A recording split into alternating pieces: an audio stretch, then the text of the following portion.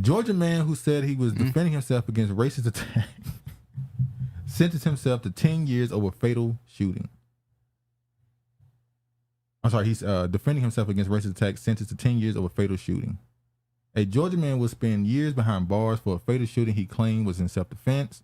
According to the Statesboro Herald, 23-year-old William Marc Wilson was sentenced to 10 years in prison for the death of Haley Hutchinson, a white 17-year-old he allegedly shot and killed on June 14, 2020. Authorities say the incident took place shortly before 1 a.m. when Wilson, who was black, was driving his Ford Fusion with then-girlfriend Emma Rigdon. Wilson claimed at one point during his travels, a group of white teens in a Chevy Silverado began harassing him and his girlfriend. He told police that the boys were shouting racial slurs as they attempted to run his car off the road. Wilson's attorney said that the teens also threw objects at the couple and followed them for several miles before Wilson grabbed his legally possessed handgun and fired shots at the truck. One of the bullets hit Hutchinson in the head. The teen was pronounced dead shortly after her friends rushed her to the hospital. All right. So the full story is he was charged with felony murder, aggravated assault, and deadly weapon, and possession of deadly weapon to commit a felony. He was ultimately acquitted of those charges, but found guilty of involuntary manslaughter. Wilson's legal team attempted to justify the shooting with self-defense and stand your ground arguments. So you got I'm gonna start with what he said. You got this biracial dude who's riding with his Caucasian girlfriend. A group of teenagers, Caucasian teenagers, pull up next to his car. They're shouting racial slurs. They're throwing stuff at his car. They're trying to run him off the road. At some point, he pull out his gun. He shoots two shots, if I'm not mistaken, or six. I think it was two shots. One of them hit the 17-year-old girl who was in the back seat in the car with the other three teenagers. And he's now charged with involuntary manslaughter and serving 10 years. Is that fair? What? Getting charged with getting sent to prison 10 years because they was fucking with you. He killed somebody. They was fucking with him. From what the article said and it described as far as him being in danger, when they said he threw a can at his... No, they say through objects. They found a can. They found a can. So they might have threw more than just a can. They didn't throw anything that they could see that where the car was severely damaged in the case. No. So I think him pulling out his gun doing that was extreme because it was teenagers. He didn't know they were teenagers. At the time, did he? I don't know. It didn't say After that in the article. fact, I think he knew they were teenagers, but at the time, we don't know what he knew. I think it was extreme. So you believe he deserved to be in prison 10 years? I think he should have tried other measures before he decided to pull out his gun and shoot somebody. That's not what I asked. He deserved to be in prison for 10 years? I'm going by what the jury gave him I'm asking said. you. What they awarded him. It's justified for him to serve 10 years in prison. I can't say what's justified for him to serve. Yeah, so you won't answer the question.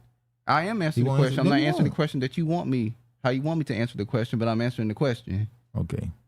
Brian said, wouldn't be surprised if you see the first female head coach for the Celtics.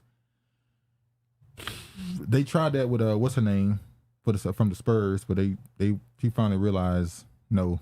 Now she with the Aces and she just won her first WNBA championship. If I'm not mistaken, she's the head coach of that Las Vegas Aces. I'm thinking.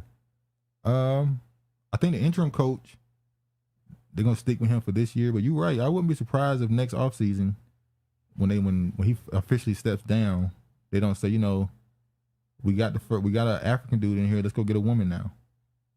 So maybe so. Checking out the boxes. The organization has to see some type of employee handbook. The stadium where they play has to have the employee handbook for all the employees who work there. It is a conduct business. Dude, it doesn't matter what she knows. She knows it's better on her position over her. Travis, call your handler and tell them you cool and stop messing with the internet. Who said that? George. Call my handler? George said you got them messing with the internet. I ain't got no handler. Oh, yeah. Oh, man. Man who claimed to be Ghanaian Prince. Oh, so you agree 10 years, that's justice. What I'm saying is, what the yes jury awarded him is what they awarded him. No, yes or no? I can't define what he should have and what he should not have. Yes or no? Do you agree with it? I've already said what I said. You haven't. Yes, I have. So you do agree with it? Come on, man. Stand on it. I'm standing on it. Say yes or no. Listen, I don't answer questions the way that you want me to answer questions. Sorry, it ain't never gonna happen. Yeah, you doing that because he's biracial. Man who claims I'm doing it because he what? Biracial. That's not the reason why I'm doing it. Why? So you just think I just look at cases differently from how you view them.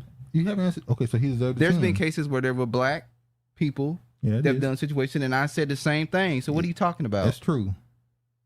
So you think he deserved 10 years? I've answered the question.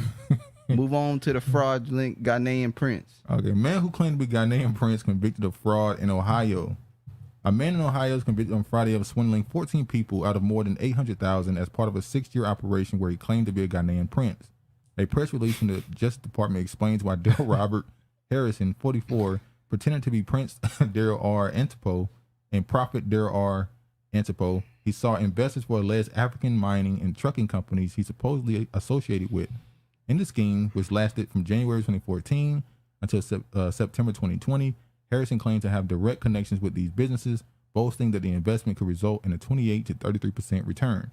According to the DOJ release, Harrison and his stepfather claimed to be ministers for the Powerhouse of Prayer Ministries, who sponsored a religious service in various church facilities and private residence in Ohio and Colorado. Majority of the victims were from his congregation.